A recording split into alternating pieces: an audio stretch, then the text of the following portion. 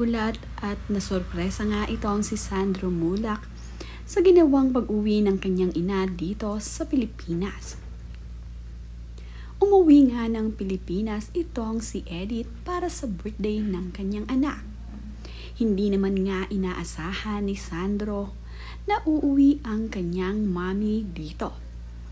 Ang huli kasi nilang pinag-usapan ay pupunta ng New York ang kanyang mommy.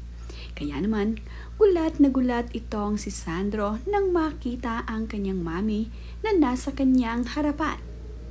Mahigpit na yakap naman agad ang ibinigay ni Mami Edith para sa kanyang anak na si Sandro. Matagal na din kasing hindi nagkikita ang mag-ina, kaya naman napakasaya nito sa kanilang muling pagkikita, lalo pa nga at kaarawan ito ni Sandro. Sobrang saya naman nga ni Sandro ngayong nandirito sa kanyang kaarawan ang kanyang pinakamamahal na mommy. Ibinahagi nga niya ang video sa kanyang social media. Makikita nga dito kung gaano kasaya at talaga namang halos maiyak itong si Sandro. Sino to? Sino to?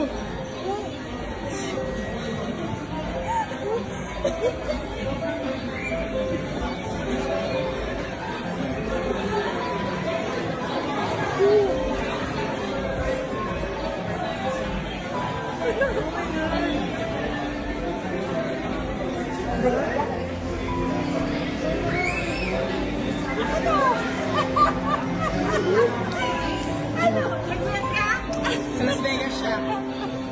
Las Vegas na lang. Promise. Okay, tao na. Kulit-kulit mo.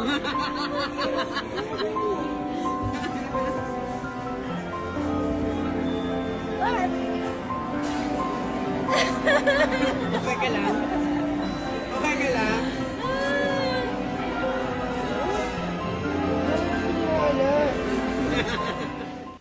Caption nga ni Sandro sa kanyang ibinahaging video sa kanyang social media ay, "Mama, you are the strongest woman I know. I am so lucky to have you as my mom. Your love and kindness mean more to me than you know. Thank you for being there for me during one of the hardest time in my life.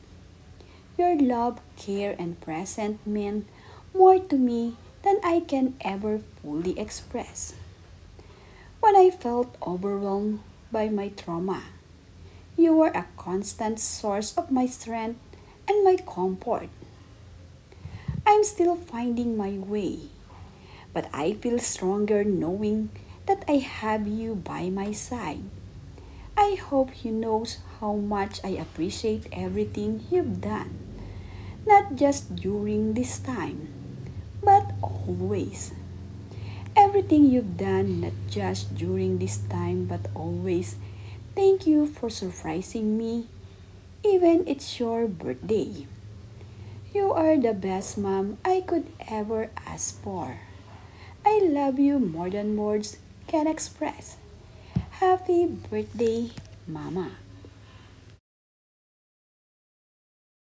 Birthday din pala ng mami ni Sandro na si Edith, kaya naman napakaganda rin ang binitawang mensahe ni Sandro para sa kanyang mami Edith.